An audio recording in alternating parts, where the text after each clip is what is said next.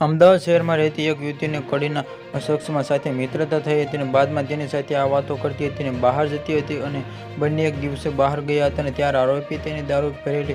ગાડી પકડે હોવાનું કહેતા યુવતીની સાથે બોલાવતો ઓછો કરી નાખ્યો હતો, પરંતુ આરોપી સંબંધ રાખવા દબાણ કરીને ધમકી આપતો હતો, જેની થઈ કે યુવતીને તેની સાથે બહાર થઈ ગઈ હતી અને આરોપી બળાત્કાર ગુજાર્યો હોવાનો આ મામલો સામે આવ્યો હતો અને પોલીસે ગુનો નોંધી તપાસ હાથ ધરી કરી છે અને ચાણક્યપુરી વિસ્તારમાં રહેતી 70 વર્ષની યુવતીની એક હોસ્પિટલમાં નર્સ અને 1.5 વર્ષ મિત્રતા મારફતે કડીના અલ્ફાઝ કાજીના સાથે મિત્રતા થઈ હતી અને બાદમાં વચ્ચે વાતોચાત કરી હતી અને મુલાકાતો શરૂ થઈ હતી અને એક દિવસ આ યુવતીને અલ્ફાઝની કાજી સાથે મહેસાણા જઈ રહી હતી અને ત્યારે અલ્ફાઝે તેની દારૂ ભરેલી ગાડી પકડાઈ હોવાનું કહેતા યુવતીને ચોંકી ગઈ હતી અને અલ્ફાઝ દારૂનો ધંધો કરવાની આ યુવતી સાથે બોલાવતો ઓછો કરી નાખ્યો હતો, જેથી અલ્ફાઝ મિત્રતા રાખતા દબાણ કરી આવી મારવાની ધમકી આપતો હતો અને ગત 17 મેના રોજના અલ્ફાઝ યુવતી ઘરની બહાર આવ્યો હતો અને યુવતીના સાથે જવાની ના પાડે તેને અલ્ફાઝના